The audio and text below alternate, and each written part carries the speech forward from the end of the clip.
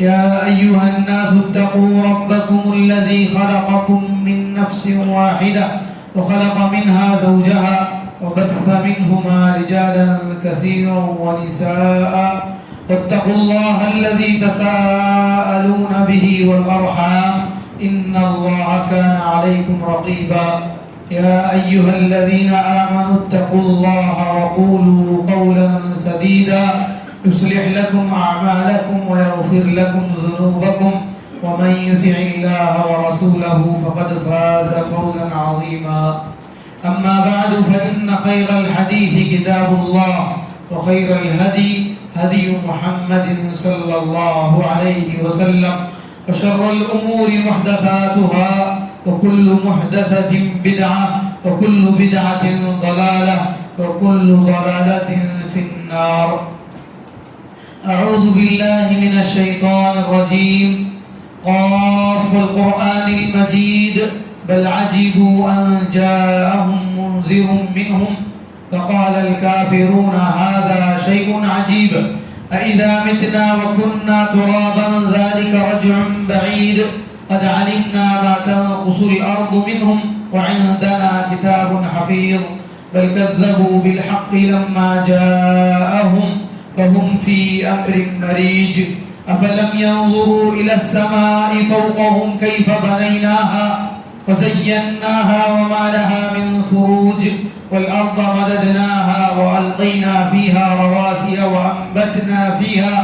وأنبتنا فيها من كل زوج بهيج تبصرة وذكرى لكل عبد منيب ونزلنا من السماء ماء مباركا فأنبتنا به جنات وحب الحصيد والنخل باسقات لها طلع نضيد رزقا للعباد وأحيينا به بلدة ميتا كذلك الخروج.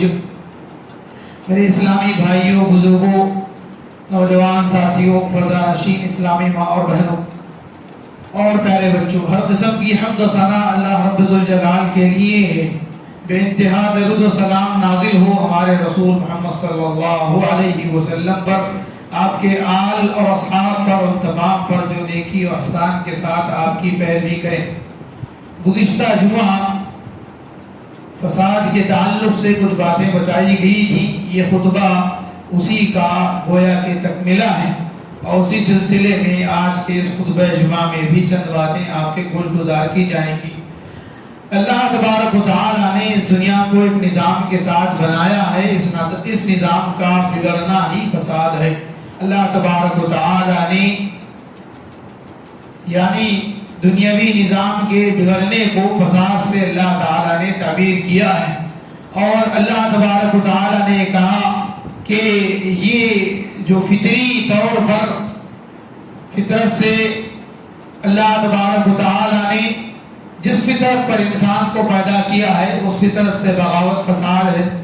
اور اللہ تعالیٰ نے بر و بحر میں جو نظام بنایا ہے اس نظام کے خلاف جانا فساد ہے.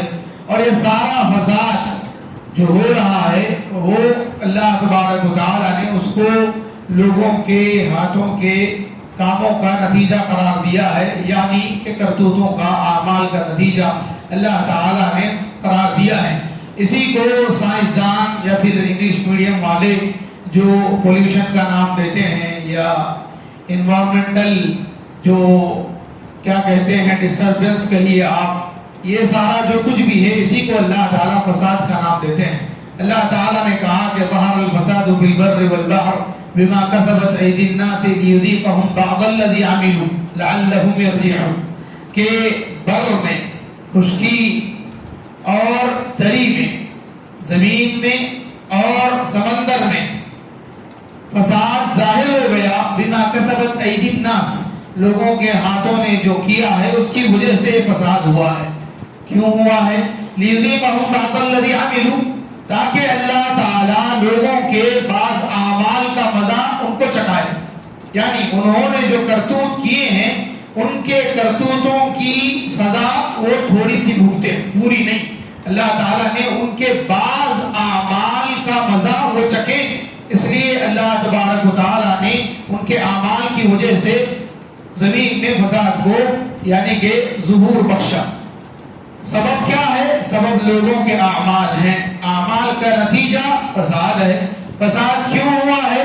اس وجہ سے ہوا ہے تاکہ وہ اپنے اعمال کا مزہ چکھیں۔ دور حاضر میں اس کی آسان مثال سمجھنا ہو اس آیت کے روشنی میں تو وہ یہ کہ لوگوں نے تالابوں میں گھر بنائے تو تالابوں نے گھر کو اپنا گھر بنایا، لوگوں نے ندیوں میں اپنے گھر بنائے تو ندیاں ان کے گھروں میں بہنے لگی، اس کو لوگوں نے پھر سیلاب کا نام دیا، اس کو لوگوں نے بلدیہ کی سستی کا نام دیا، اس کو لوگوں نے بلڈر کی کوتاہی اور دھاندلی کا نام دیا، اسی کو لوگوں نے حکومت کی لاپرواہی کا نام دیا۔ نام کچھ بھی دے لیں لیکن بنانے والے تو لوگ خود ہیں۔ اس کے بعد جب بگڑا معاملہ تو لوگوں نے اس کو کئی نام دے دیے، لیکن اللہ تبارک و تعالیٰ یہ سب یہ کہتے ہیں کہ زمین میں اور سمندر میں جو فساد ہوا ہے وہ لوگوں کے کرتوتوں کی وجہ سے ہوا ہے۔ کیوں؟ لیذیقہم بعض الذی عملوا، تاکہ جو اعمال انہوں نے کیا ہے انہی کا مزہ اللہ تعالیٰ ان کو چکھا دے۔ اس لیے اللہ تبارک و تعالیٰ نے فساد کو ظہور بخشا ہے، اور وہی فساد دیکھ لیجئے ہر اس میں۔ آپ سمندر کو دیکھ لیں، سمندر میں طغیانی آتی ہے، طغیانی کی وجہ سے، سمندر کی موجوں کے زیادہ ہونے کی وجہ سے خود ہی بہت ساری بلڈنگیں ڈوب جاتی ہیں، تو وہاں یعنی بنانے کا نتیجہ لوگ بھگت لیتے ہیں۔ زمین ہے، زمین میں جہاں بنانا چاہیے، عمارت تعمیر کرنا چاہیے، وہاں عمارت تعمیر نہیں کریں گے، غلط جگہ عمارت تعمیر کریں گے تو اس کا نقصان بھگتنا پڑے گا۔ بالکل اسی طریقے سے اللہ تبارک و تعالیٰ نے انسان کو بھی ایک نظام دیا ہے، انسان کو بھی اللہ تبارک و تعالیٰ نے ایک سسٹم دیا ہے۔ اس سسٹم کے خلاف جائے گا تو ظاہر سی بات ہے کہ اس کی زندگی میں تبدیلیاں آئیں گی، اور وہ تبدیلیوں کو ہی وہ بیماریوں کا نام دے گا جو کہ ہم دے رہے ہیں۔ ہمارے کھانوں میں بے احتیاطی، سونے میں بے احتیاطی، ہمارے کاموں میں بے احتیاطی، یہ ساری چیزیں ہمارے اوپر یعنی کہ فساد بن کر کے آ رہی ہیں۔ اسی فساد کو بیماری کا نام دیا جاتا ہے کہ ایک سے ایک نت نئی بیماریاں آتی ہیں جس کا نام بھی ہم نے کبھی سنا نہیں۔ کیوں؟ اس لیے کہ انسان نے اس سے پہلے کچھ ایسے کام انجام دیے جو اسے انجام نہیں دینے چاہیے تھے، تو پھر اللہ تبارک و تعالیٰ نے اس کے بعد اعمال کا مزہ ان کو چکھایا۔ یہ سب کیوں ہو رہا ہے؟ اللہ تبارک و تعالیٰ ایسا کیوں کر رہا ہے جبکہ اللہ تبارک و تعالیٰ ظالم نہیں ہے؟ اللہ نے بتایا لعلہم یرجعون، تاکہ وہ ریٹرن ہو جائیں، یوٹرن لے لیں، تاکہ وہ واپس ہو جائیں۔ کس کی طرف؟ فطرت کی طرف، اللہ کی طرف، جنت کی طرف، نظام کی طرف، شریعت کی طرف۔ لعلہم یرجعون، تاکہ وہ واپس ہو جائیں۔ واپس کس کی طرف ہو جائیں؟ اصلاح کی طرف ہو جائیں۔ اس لیے اللہ تبارک و تعالیٰ نے ان کے اوپر یہ ساری چیزوں کو لایا ہے۔ تو میرے بھائیوں، بنیادی طور پر کسی بھی چیز کا اس کی جگہ سے بگڑ جانا، ہٹ جانا، ہل جانا اور خراب ہو جانا، اسی کو جو ہے فساد کہا جاتا ہے۔ اور قرآن مجید نے جن چیزوں کو فساد کہا ہے اس میں سب سے پہلی چیز کفر ہے۔ اللہ تبارک و تعالیٰ نے کفر کو فساد قرار دیا ہے۔ اللہ تعالیٰ نے فرمایا وَمِنْهُمْ مَنْ يُؤْمِنُ بِهِ وَمِنْهُمْ مَنْ لَا يُؤْمِنُ بِهِ وَرَبُّكَ أَعْلَمُ بِالْمُفْسِدِينَ، کہ ان میں سے کچھ لوگ ایسے ہوئے جو ایمان لائے اور کچھ لوگ تھے جو ایمان نہیں لائے۔ وَرَبُّكَ أَعْلَمُ بِالْمُفْسِدِينَ، اور تیرا رب فسادیوں کو اچھے طریقے سے جانتا ہے۔ یہاں اللہ تبارک و تعالیٰ نے ایمان نہ لانے والوں کو فسادی قرار دیا، اور یہی بات دلیل ہے اس بات کی کہ کفر سب سے بڑا زمین میں فساد ہے۔ اللہ تبارک و تعالیٰ نے نفاق کو فساد قرار دیا۔ اللہ تبارک و تعالیٰ نے فرمایا وَإِذَا قِيلَ لَهُمْ لَا تُفْسِدُوا فِي الْأَرْضِ قَالُوا إِنَّمَا نَحْنُ مُصْلِحُونَ أَلَا إِنَّهُمْ هُمُ الْمُفْسِدُونَ وَلَكِنْ لَا يَشْعُرُونَ، کہ جب ان سے کہا جاتا ہے کہ زمین میں فساد نہ کرو، وہ کہتے ہیں کہ ہم تو اصلاح کرنے والے ہیں، ہم تو جو ہے مصلح ہیں۔ اللہ تعالیٰ نے کہا کہ خبردار وہی فسادی ہیں، لیکن انہیں اس بات کا شعور نہیں ہے۔ تیسری چیز نافرمانیاں، اللہ تبارک و تعالیٰ کی نافرمانی اللہ کی زمین پر کرنا، اس کو اللہ تبارک و تعالیٰ قرآن مجید میں فساد سے تعبیر کرتے ہیں۔ اللہ تعالیٰ نے فرمایا الذین ينقضون عہد اللہ من بعد میثاقہ ويقطعون ما امر اللہ به ان یوصل ويفسدون في الارض اولئک لهم اللعنة ولهم سوء الدار وفساد الارض عملهم بالمعاصی وتہییج الفتن، کہ اللہ تعالیٰ نے کہا کہ وہ لوگ جو اللہ تعالیٰ کے عہد کو اس کے مضبوط کیے جانے کے بعد، پورا اگریمنٹ ہو جانے کے بعد، اس کو پکا کیے جانے کے بعد اللہ کے عہد کو توڑ دیتے ہیں اور اللہ نے جن کو ملانے کا حکم دیا ہے اس کو کاٹتے ہیں، ان کے لیے لعنت ہے اور برا ٹھکانہ ہے۔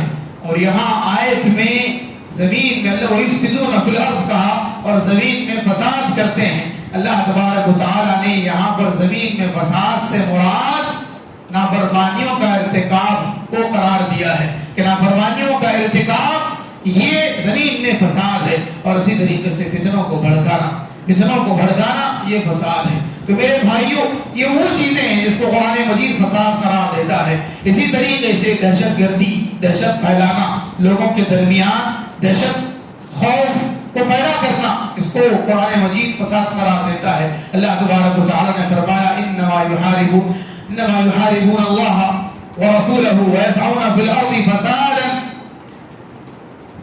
انما جزاء الذين يحاربون الله ورسوله ويسعون في الارض فسادا ان يقتلوا او يصلبوا او تقطع ايديهم وارجلهم من خلاف۔ اللہ تبارک و تعالیٰ نے فرمایا کہ انما جزاء الذين يحاربون، وہ لوگ جو زمین میں اللہ تبارک و تعالیٰ کے بندوں کے درمیان یعنی جنگ کرتے ہیں، مخالفت کرتے ہیں، وَيَسْعَوْنَ فِي الْأَرْضِ فَسَادًا، اللہ اور اس کے رسول کی مخالفت کرتے ہیں اور زمین میں فساد کی کوشش کرتے ہیں، تو ان کی سزا یہ ہے کہ ان کو قتل کر دیا جائے یا ان کو سولی دے دی جائے یا ان کے ہاتھ اور پیر مخالف سمت سے کاٹ دیے جائیں یا ان کو جلا وطن کر دیا جائے یہ ان کے لیے دنیاوی ذلت ہے، صرف آخرت میں ان کے لیے بڑا عذاب ہے۔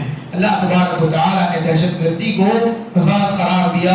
اور چیزیں ہیں کہ انما جزاء الذین یحاربون اللہ ورسولہ ویسعون فی الارض فسادا، زمین میں فساد کرنے والے، اسی لیے اللہ تبارک و تعالیٰ نے ان کے لیے 4 قسم کی سزائیں بالترتیب بتائی، جس کا فساد، جس کی دہشت گردی جیسے ہوگی ویسے اس کو سزا دی جائے گی۔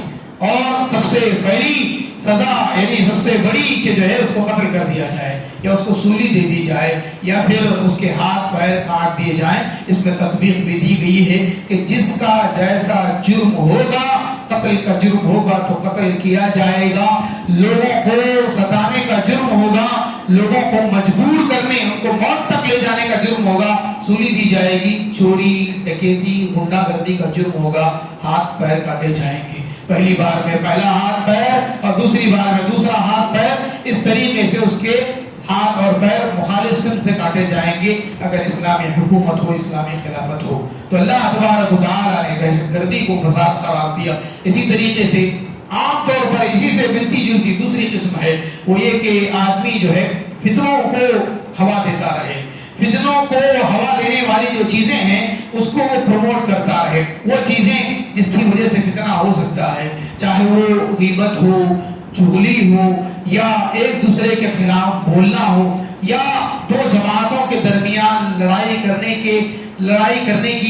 لگانے کی باتیں ہوں، یا پھر جذبات سے کھیلنے والی باتیں ہوں، یا مذہب سے جڑی باتوں سے کھیلنے والی باتیں ہوں، یا مذہب سے جڑی باتوں کا مذاق اڑانے والی باتیں ہوں، یا کسی بھی مذہب میں مقدس مانی جانے والی چیزوں کا مذاق ہو یا اس کی شان میں گستاخی ہو، یہ ساری چیزیں یعنی کہ فتنوں کو ہوا دینے والی، فتنوں کو بھڑکانے والی چیزیں ہیں، اور یہ سب چیزیں فساد ہی میں آتی ہیں، یہ سب چیزیں فساد ہی میں آتی ہیں۔ اسی لیے اللہ کے نبی صلی اللہ علیہ وسلم نے ان لوگوں کی سزا قتل رکھی ہے، ان لوگوں کی سزا اللہ کے نبی صلی اللہ علیہ وسلم نے قتل رکھی ہے۔ کیوں؟ اس لیے کہ یہ آدمی جو دو جماعتوں کو یا دو گروہوں کو یا دو مذہب کے لوگوں کو لڑا بھڑا اور قتل کروا سکتا ہے، اس کی سب سے آسان سزا یہ ہونی چاہیے کہ وہ خود سب سے پہلے مار دیا جائے، وہ خود سب سے پہلے مر جائے تاکہ زیادہ جانے نہ جائیں، تاکہ جماعتیں آپس میں نہ لڑیں۔ اس لیے یہ جو جڑ ہے اس جڑ کو کاٹ دیا جائے اگر اسلامی حکومت اور خلافت ہو۔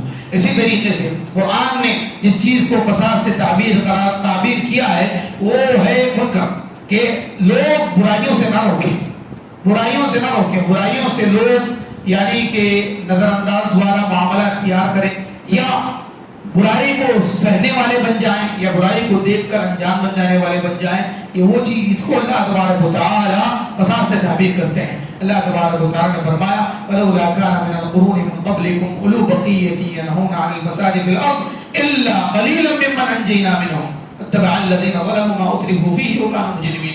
سورہ ہود کی آیت ہے کہ تم سے پہلے کیا ہی بہتر ہوتا کہ تم سے پہلے کے جو زمانے تھے، جو لوگ تھے، ان میں سے عقل والے، ہمت والے ایسے نہ ہوئے کہ وہ برائی سے روکتے اور زمین میں فساد کرنے سے روکتے، مگر ایسے لوگ بہت کم ہوئے جن کو کہ ہم نے ان میں سے نجات دی. یعنی ایسے لوگ بہت کم تھے جو دوسروں کو برائی سے روکتے تھے اور فساد کرنے سے منع کرتے تھے. ایسے لوگ بہت کم تھے اور ہم نے ان کو نجات دی. گویا کہ ان لوگوں کو ہلاک کیا گیا جو لوگ منکر کو برداشت کرتے تھے یا نظر انداز کرتے تھے، برائی کو دیکھتے تھے لیکن خاموش رہتے تھے. اسی طریقے سے اللہ تبارک و تعالی نے زمین کے اندر، پورے عالم کے اندر فساد اس کو قرار دیا ہے کہ اللہ تبارک و تعالی کی الوہیت کو نہ مانا جائے، اللہ تبارک و تعالی کی الوہیت کو نہ مانا جائے یا اللہ کو ایک نہ مانا جائے. یہی ایک سبب ہے فساد کا. اللہ تبارک و تعالی نے فرمایا لو کان فیہما آلہۃ الا اللہ لفسدتا سبحان اللہ رب العرش عما یصفون. کہ اگر آسمانوں میں اور زمین میں دو خدا ہوتے یا کئی خدا ہوتے تو یہ دونوں کا نظام بگڑ جاتا، اور اس نظام کا بگڑنا اسی کو اللہ تبارک و تعالی نے فساد سے تعبیر کیا ہے. اللہ تبارک و تعالی نے فساد سے تعبیر کیا ہے. کیوں؟ اس لیے کہ اس صورت میں ایک بات چاہتا، دوسرا دوسری بات چاہتا. دوسرا جس کی بات پر عمل نہ ہو تو وہ اپنے آپ کی ہار مانتا، پھر وہ ہارا ہوا انسان اس خدا پر بغاوت کرتا اور اس خدا پر جنگ کے لیے نکلتا. اس طریقے سے دونوں یا کئی خداؤں میں لڑائی ہوتی اور سارا کا سارا نظام درہم برہم ہو جاتا. لیکن ہم دیکھتے ہیں کہ زمین، آسمان، سورج، چاند، ستارے، سیارے، جانور، پرندے اور درختوں کی ہوائیں، نہروں کا چلنا، پانی اور پانی کے جو فوائد، یہ ساری چیزیں صدیوں سے ایک سی چلی آ رہی ہیں. اور اگر آپ دیکھنا چاہیں تو ہمارے اور اپنے اندر بھی دیکھ سکتے ہیں کہ ہماری یہ جو کچھ جسامت ہے، ہماری شکل و صورت ہے، یہ ظاہری طور پر، باطنی طور پر ہماری بھوک، خواہشات اور مائی طور پر خون، ٹھیک ہے، یہ ساری چیزیں ایک سی چلی آ رہی ہیں. اس کے اندر کبھی اختلاف نہیں ہوا، اس کے اندر کبھی نظام کا درہم برہم ہونا یا درختوں کا کسی چیز پر اڑ جانا، کسی چیز کی مخالفت کرنا. اللہ تبارک و تعالیٰ نے ان کو اسی نظام پر بنایا ہے، اسی نظام پر چل رہے ہیں. یہ دلیل ہے اس بات کی کہ نظام چلانے والا ایک ہے. یہ دلیل اس بات کی ہے کہ فطرت ہے اور اس فطرت پر ان کو رکھنے والا ایک ہی ہے، دو نہیں. دو اگر ہوتے تو اس میں کبھی نہ کبھی کہیں نہ کہیں اختلاف ہوتا اور اس اختلاف کے اندر دونوں کے درمیان جنگ ہوتی. پھر ان میں سے کوئی ایک غالب آتا اور جو غالب آتا تو وہ اپنے محکومین پر ظلم کرتا، مغلوبین پر ظلم کرتا، پھر یہ لوگ اس کے خلاف بغاوت کرتے.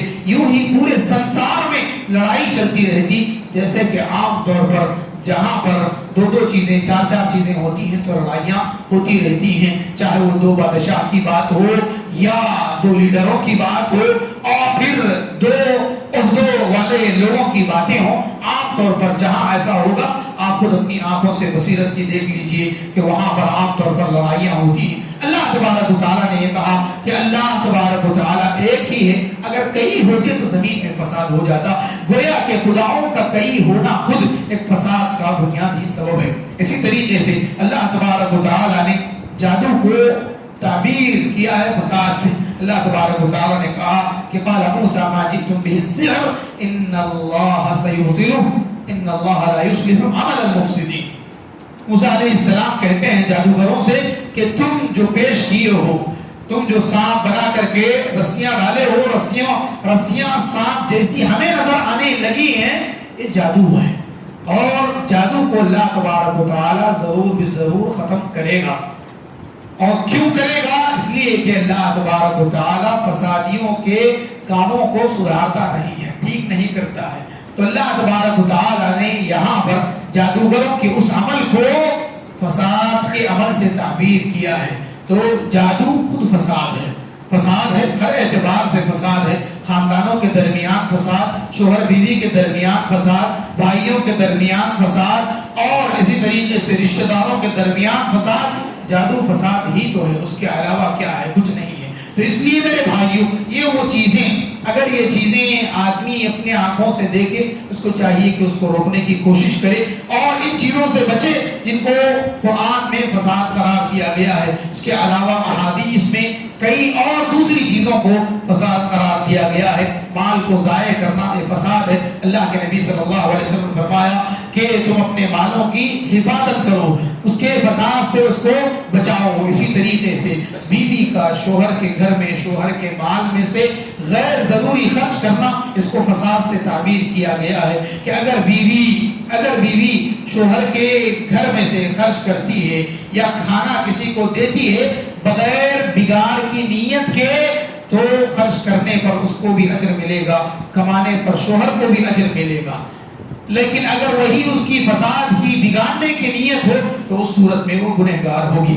اسی طریقے سے ظلماً یتیموں کا مال کھانا اللہ تبارک و تعالیٰ نے اس کو فساد سے تعبیر کیا ہے. واللہ یعلم المفسد من المصلح کہ اللہ تبارک و تعالیٰ فسادی سے مصلح کو جانتا ہے کہ کون فساد کرنے والا ہے اور کون جو ہے اصلاح کرنے والا ہے. اور یہ بات اللہ تبارک و تعالیٰ نے یتیموں کے مال کھانے کے سلسلے میں اس ضمن میں اللہ تبارک و تعالیٰ نے یہ بات کہی ہے. اسی طریقے سے عالم کے نظام کا بگڑ جانا, یعنی اللہ تعالیٰ نے جس سسٹم پر جس نظام پر دنیا کو پیدا کیا ہے اس نظام کو بگاڑنے کی کوشش کرنا یہی فساد ہے. اور اس کا یعنی کہ طریقہ کار کیا ہے کہ لوگ کیا کریں, لوگ حق کی اتباع کریں, لوگ حق کی پیروی کریں, لوگ حق کو دلیل سے پہچانیں, لوگ حق کو دلیلوں کے ذریعے براہین کے ذریعے پہچانیں, اللہ کی کتاب کے ذریعے, نبی کی سنت کے ذریعے, نبی کی زندگی کے ذریعے سے پہچانیں, خواہشات سے نہ پہچانیں. اللہ تبارک و تعالیٰ نے فرمایا وَلَوِ اتَّبَعَ الْحَقُّ أَهْوَاءَهُمْ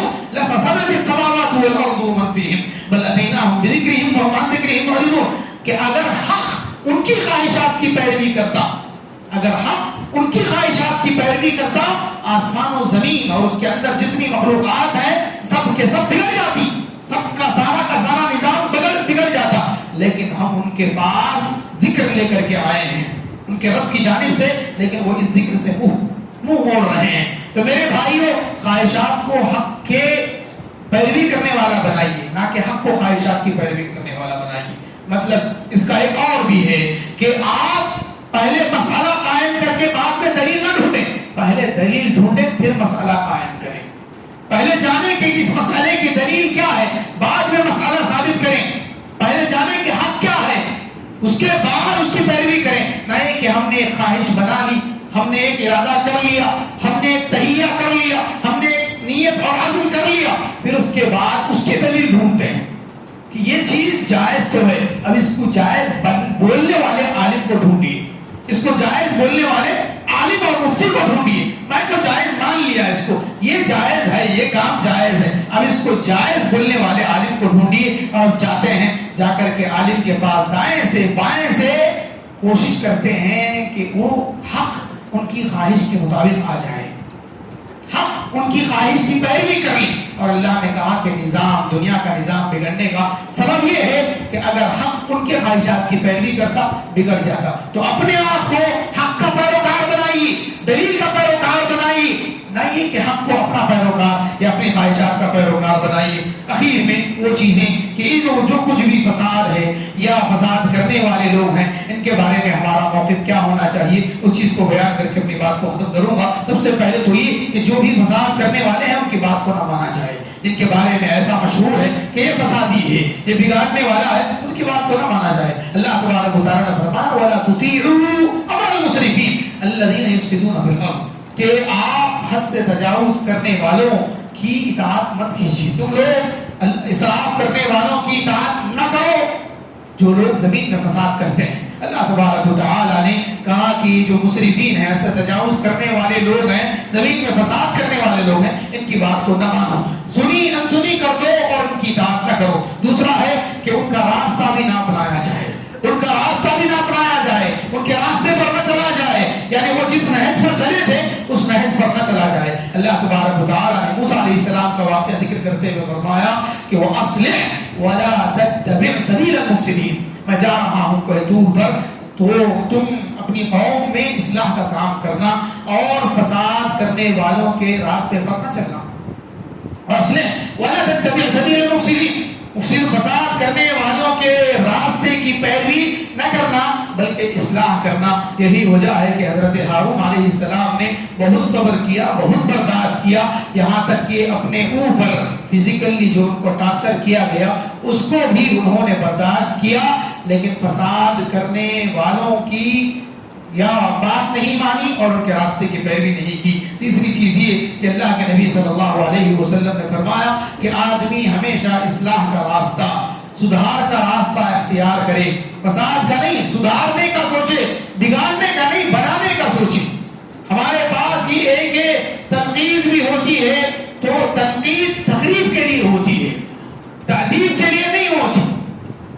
اور اسی طریقے سے تنقید تربیت کے لیے نہیں ہوتی, اصلاح کے لیے نہیں ہوتی, بلکہ تنقید فساد کے لیے ہو, تخریب کے لیے ہوتی ہے. تنقید برائے تخریب, کہ فساد کرنے کے لیے, خراب کرنے کے لیے تنقید کرتے ہیں. اللہ کے نبی صلی اللہ علیہ وسلم نے فرمایا, سہل بن سعد ساعدی رضی اللہ تعالیٰ عنہ راوی ہیں, اللہ کے نبی صلی اللہ علیہ وسلم نے فرمایا کہ بدأ الاسلام غریبا وسيعود كما بدأ وطوبى للغرباء.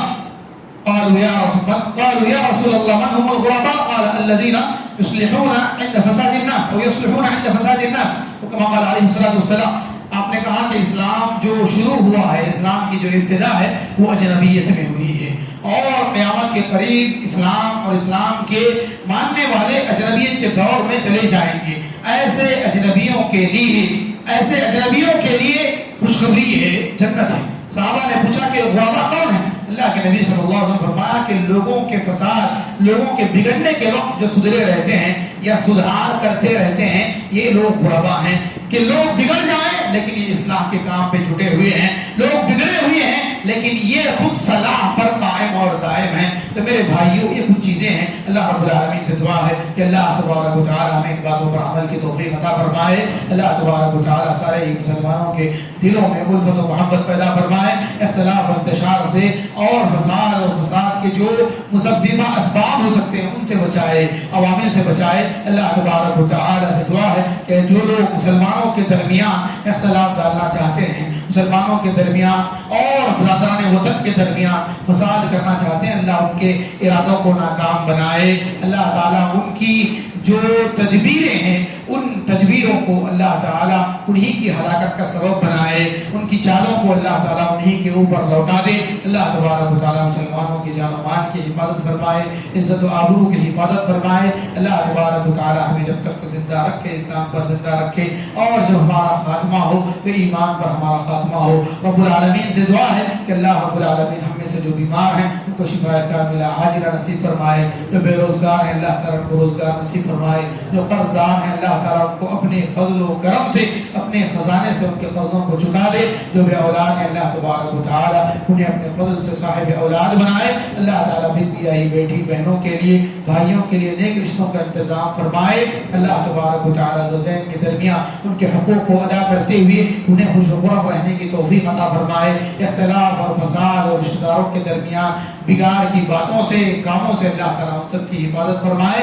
اللہ تعالیٰ سے دعا ہے کہ اللہ تعالیٰ ہمارے نوجوانوں کو نیک صحبت اور نیک دوستوں کی توفیق عطا فرمائے. بری صحبتوں سے, بری عادتوں سے اللہ تعالیٰ ان کی حفاظت فرمائے. اللہ تعالیٰ ہم سب کی بری بلاؤں, بری بیماریوں, آفتوں سے ہماری حفاظت فرمائے. آمین. اقول قولی ھذا واستغفر اللہ لی ولکم ولسائر المسلمین من کل ذنب فاستغفروه انه كان للأوابین غفورا.